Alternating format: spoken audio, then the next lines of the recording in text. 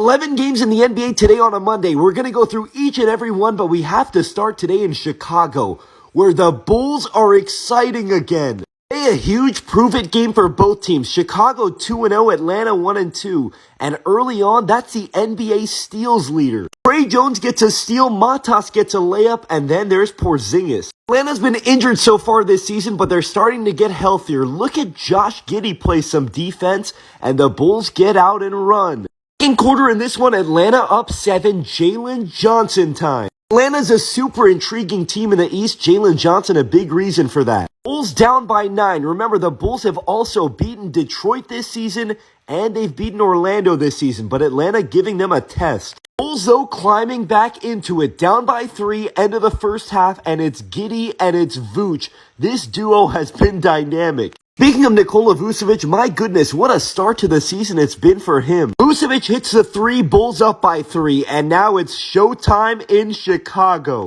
Zealous with the reverse, Bulls having fun. Coral with the slam, Bulls on a huge surge, Ayo, Dos, Trace. Ayo Dosunmu with a 3, Bulls up by 6, and they do it by committee. Anybody's game still in the fourth, Bulls down by 1, and there's Dosunmu again. This Atlanta team responding back, down by 2, 3 minutes to go. It's Johnson to Porzingis. So now the Bulls have to lock in and get a stop. Have you ever seen Vucci Mane hustle like this? Bulls lead by 5. And now it's time to put this game on ice. Giddy up, Chicago.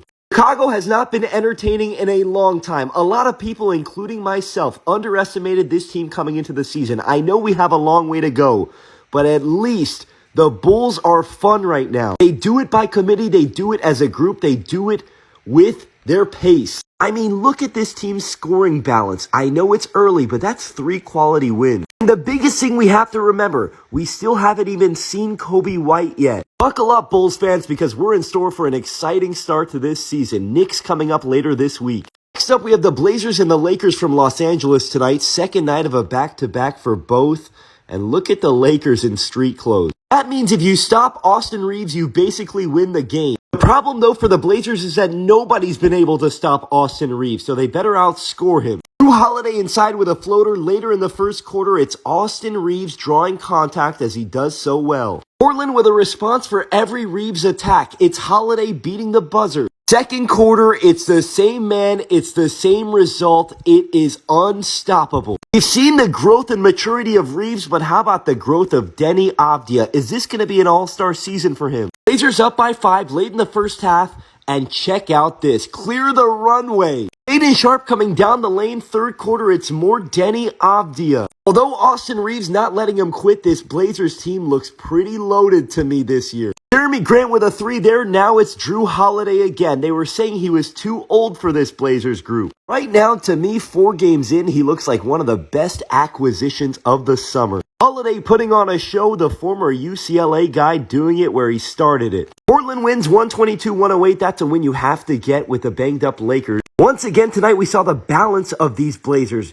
Jrue Holiday leading the way with 24, 6, and 5. Deni also had 25. Jeremy Grant with 22 as well, but I want to give a shout out to their starting center, Donovan Clingan. They may have lost the game tonight, but another incredible effort from Reeves, but to no avail. Next up, Warriors and Grizzlies tonight. 2 teams very familiar with one another. Draymond, why are you such a troll? First night of the back-to-back for the Warriors tonight against the Grizzlies. I made a full recap of this game on my page, but the Dubs get it done at home. Next up, it's a measuring test game for the Dallas Mavericks against the defending champs. Dallas got the win yesterday against Toronto, but we know OKC has not lost all season. SGA with a floater there, Chet with a layup there. By the way, the Mavericks without Lively and Gafford. Chet against Cooper. This was what I wanted to see. Chet going to work and scoring on flag, but the Mavericks fighting back. Christie to Davis, and Davis follows. A team that struggled the first 2 games of the season, this is the fight you want to see from them. AJ Washington the N1 second quarter, it's AJ Ginobili's turn, right to his sweet spot. Mavericks down by 6, hovering close. Thompson to Davis, what a night for Davis. Mavericks still down by 6, you could tell this one meant something to AD. In the third, the Thunder starting to flex their muscles. SGA right around Cooper flag for 2, and then Chet Holmgren says, "Welcome to the NBA, Rook." People get upset and say that he foul baits, but there was no foul baiting in this third. Pull up 3 there for SGA, and then this is just pure poetry. Dallas was down by as many as 12 late in the fourth. They need a miracle now. Down by 9, it's Hardy, it's Christie. What a night for Christie. 1 minute to go, they got it all the way down to a 3-point game. D'Lo, the roll to the rim, and the floater. Can they get a stop on this end when they need it? They double team SGA, and Hartenstein scored. Great fight from the Mavericks, but not good enough. Thunder win by 7. Remember, this is a Thunder team still without J-Dub. And tonight, Cooper's roughest game so far as a pro. The champs showed him that there's levels to this stuff. Next up, it's the Nuggets and the Wolves from Minnesota. Life without Anthony Edwards temporarily beginning for Minnesota. An extremely tall task for them tonight against Denver. They did win against Indiana without Edwards, but that's Jokic. Denver just demolished the Suns at home, and Jokic going right to work in the post to start this one. Aggressive. Jokic doing his thing in the first, but Jamal Murray as well. For the Timberwolves wondering who's going to step up in the place of Ant-Man, and it was number 30. Julius Randle with a floater, second quarter, Randle with a block. Here come the Wolves, having fun, getting out and running. Randle doing his thing, Nuggets down by 8. Check this out, the pass of the night from Nikola. What a pass. We've seen Randle step up in the absence of Edwards. Now they're up by 6, and it's McDaniels' turn. Number 1 option, Jaden McDaniels, really kind of impressed me tonight. He was cooking on offense. Wolves up 8. Now it's the fourth quarter, Nuggets up by 3, and it's closing time. Jokic going to work inside for 2, but tonight was all about number 27.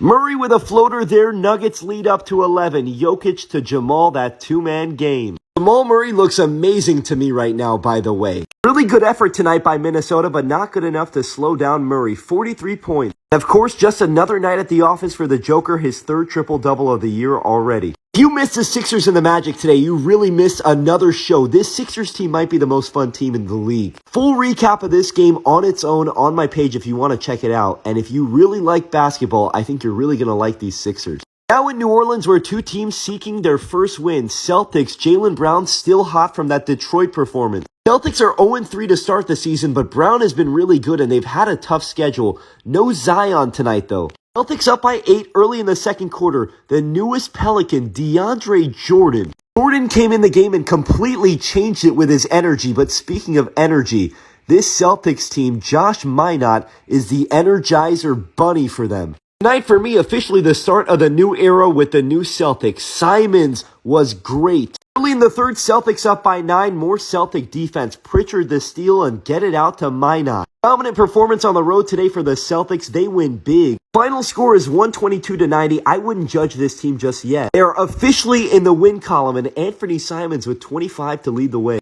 In that Eastern Conference, it's a 2-1 Cavs against the 2-1 Pistons, and Ausar Thompson is shining. Speaking of shining, though, Donovan Mitchell has had quite the start to his season. Remember, this is a Cleveland team still missing Darius Garland, still missing Max Strus, so Mitchell says, get on my shoulders. Cleveland actually pulling away here in the second quarter, up by 16 already, and respect Sam Merrill. He's such an important piece for them. Third quarter, Cleveland up 24, believe it or not, and Mitchell just getting started. Some of the things he was doing to this Pistons team just are not explainable.